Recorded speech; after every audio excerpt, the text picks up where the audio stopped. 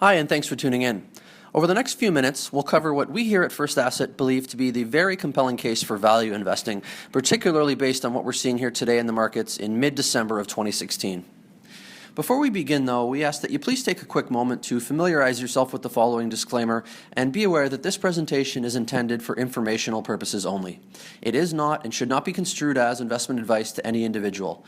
Individuals should seek the advice of professionals as appropriate regarding any particular investment and read the prospectus before investing.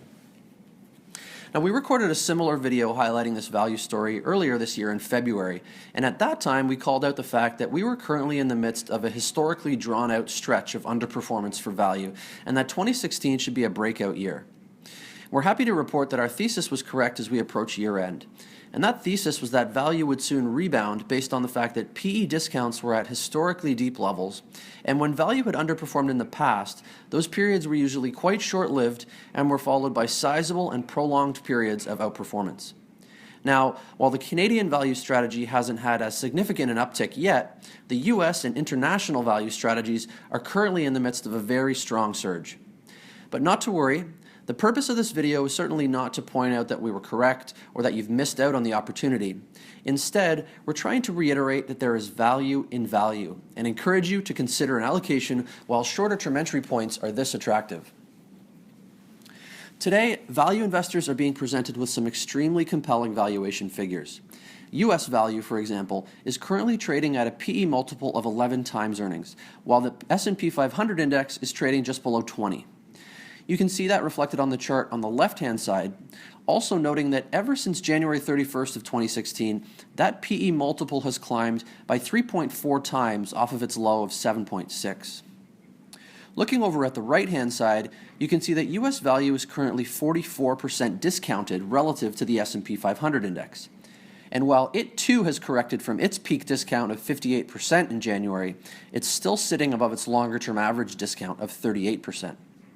And interestingly, when the discount has been above its longer-term average of 38%, the subsequent one-year average outperformance of U.S. value has been 16.2%, or 1,620 basis points greater than the S&P 500. On the far right-hand side of this table, if we extrapolate the year-to-date returns that we've seen across different factor strategies to the end of this year, we're going to end up with almost a complete reversal from 2015, where value trailed and low volatility, or what we refer to as risk-weighted, and momentum led. And it's important to bring this information to light because the nature of individual factors is that they have tended to outperform over time, but not all the time. So for those of you that didn't simply chase 2015's calendar year performance, but remained objective and kept faith in the merits of value investing, not only do we thank you, but we sincerely hope that you're further rewarded in 2017 and beyond. One last point I want to make on this slide is that the challenging stretch that value now looks to finally be making its way out of is nothing new. In fact, the last time U.S. value was almost 60% discounted, as it was this past January, was during the tech bubble of the early 2000s. In the wake of that bubble bursting, we saw that value had a fantastic run from 2003 through to the end of 2005. In other words, when value has rebounded in the past, particularly from such depressed levels, it has done so materially.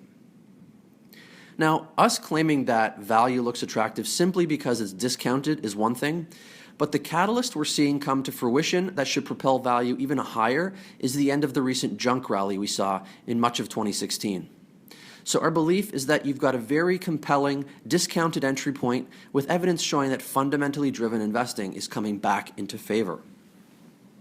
And to illustrate that, one need only to reference the results of an interesting strategy that Morningstar CPMS developed as a way to identify when junk stocks are rallying. The CPMS US Dangerous portfolio was specifically designed to identify stocks that you do not want to own.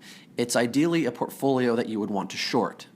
Stocks are selected on the basis of poor reported earnings growth, downward earnings estimate revisions, scarce cash flow to debt, and high debt-to-equity ratios. What we can glean from these simulated results is that companies with these terrible fundamental characteristics have done amazingly well shorter term. Over the past year, for example, the U.S. Dangerous portfolio has returned almost 41%, while the S&P 500 index managed a return just north of 8%. In the midst of such an anomalous market, value stocks, and particularly those of the fundamentally sound variety that you would find in our value ETFs, have been thrown by the wayside. But this trend extends beyond just value stocks. In fact, fundamentally sound companies demonstrating favorable growth characteristics have also experienced share price declines. So much so that these growth companies are now screening as value stocks. Sticking with the U.S. value mandate, while it's obviously more value-oriented, investors are now not only presented with extremely attractive valuations, but they're also getting the added bonus of holding discounted companies with strong growth characteristics. In other words, you're getting the best of both worlds. The thing is, this is likely going to be a shorter-term phenomenon. So again, we encourage you to consider an allocation while these bonus growth characteristics are still present in value portfolios. Now, while much of the discussion points in this video have really focused on the U.S. as an example, investors can participate in the value resurgence by allocating to any of our low-cost Canadian, U.S., or international value ETFs offered in both CAD-hedged and unhedged variants.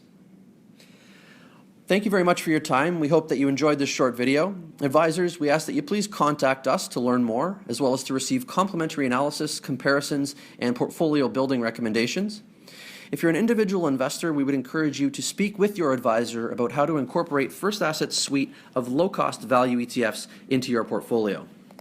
Thanks for your time, and we look forward to speaking with you very soon.